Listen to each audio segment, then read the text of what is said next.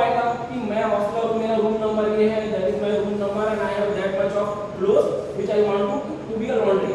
Okay, तो आपको उसने मैसेज आपने उनको चैट कर दिया, then the service boy will come and he will pick up the clothes, he will go and within 24 hours you will get your clothes, washable clothes, washed clothes. So this is the way कि आपको सोचना कैसे है। Problem is there, problem is everywhere, you have to think उस problem को solve कैसे किया जाए। क्लियर है? तो उस वे से अगर आप सोचते हैं then you can be entrepreneur, otherwise you आप जैसा बैठ के सोचते रहेंगे then I have to create something extraordinary कि आप एक कंपनी बनाएं then you will directly get a 10,000 crore rupees company. It is not a possible task.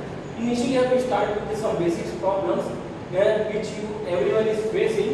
There are a lot of problems but no more solution. अगर मैं ये जो hostel की facility का बोल रहा हूँ, हॉस्टल का हॉस्टल, ये आप सिर्फ हॉस्टल के बॉयज तक नहीं रख सकते। अगर हॉस्टल के बॉयज तो बहुत सारे हॉस्टल के बॉयज आ जाएंगे, बहुत सारे कॉलेज है, बहुत सारे हॉस्टलर्स हैं।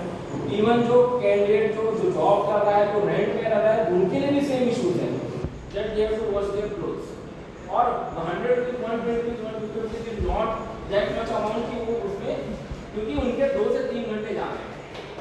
अगर डे वाइज बनूँ, अगर वीक वाइज बनूँ तो 4-5 घंटे तो जा रहे हैं वीक घंटे अप्रोच में।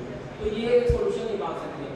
एक और आइडिया आप सोच सकते हैं, लाइब्रेरी के दो यहाँ पे कैंडिडेट है तो जानता है कि लाइब्रेरी क्या होती है, जहाँ पे आपको आप जा रहे स्टडी करने के लिए। बेसिकली आप तो अभी स्टूडेंट है, they have to be there for 5 to 6 hours, but after graduation most of the candidates are thinking that they have to be prepared for some competitive exam.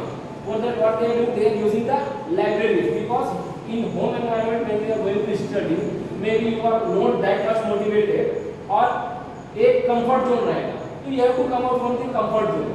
तो उसके लिए कैंडिडेट क्या करते हैं, लाइब्रेरीज जाते हैं, लाइब्रेरी ज्वाइन करते हैं। वहाँ की अलग अलग फीस रहती है, registered and unregistered.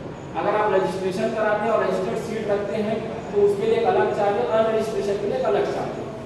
But issue किनको जा रही है, अनरजिस्टर्ड, क्योंकि अनरजिस्टर्ड कैंडिडेट क्या करते हैं, जिन्होंने सीट रिजर्व नहीं करा है, अनरिजर्व कैंडिडेट, उनको क्या है कि अगर एक लाइब्रेरी में 40 सीटिंग है जिसमें अगर 20 रिजर्व है और 20 अनरिजर्व है, तो उनको ये नहीं पता कि at the time when he will go there तो उनको अनरिजर्व में वो सीट मिल पाएगी नहीं मिल पाएगी, या वो गए और वहाँ पे पता चले कि अनरिजर्व की सारी सीटें फुल है।